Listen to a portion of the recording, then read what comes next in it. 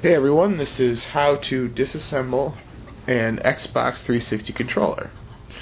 First thing you're going to need for this is a special kind of tool bit, because if you look at the back of the 360 controller, you'll see that the screws have a little pin in them, and that's to make it hard to open.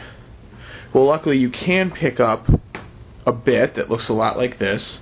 I picked this up on eBay for about $3, and it's a T8 size tamper-proof Torx bit.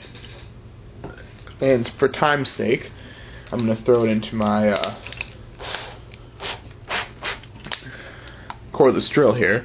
Now you'll see there are actually seven screws, if you take off the battery, holding in the front and back. The 6 are really visible and easy to see. The 7th one is located right behind the barcode label, and the easiest way to get to it is just stick the bit in there and unscrew it, and it'll come right out, as you can see. Kind of.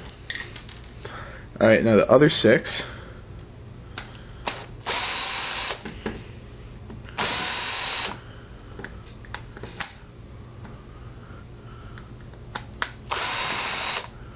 Sometimes they're a little hard to get at, but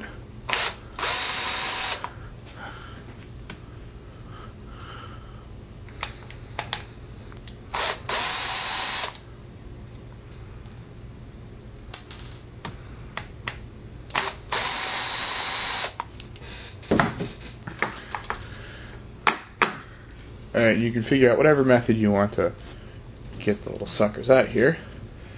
Basically, what you're going to do is you're just going to pull it apart, like so. Sometimes you might want to use a... Did I miss one here? Oh, there we go. One wasn't all the way out yet. And there they all come tumbling down. All come tumbling down, except for this one.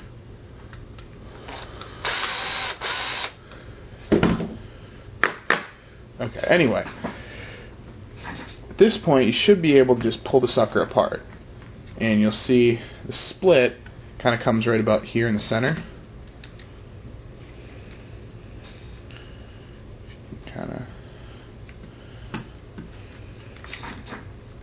Sometimes if you have a flathead screwdriver, helps just to separate it a little bit. Just the first time. After that it's really easy. And this is hilarious.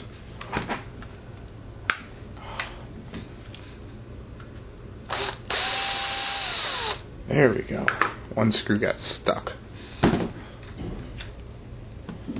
Much better. Okay. So you pull the back piece off. Sorry about that. And this is really, really nice. If there's a lot of mods you can do to your controller. You can change the lights and all that jazz. Or sometimes they get gunked up, you can clean it. You can also, little rumble motors. You can even take out the circuit board if you'd like. It's actually glued in here. I think this one is.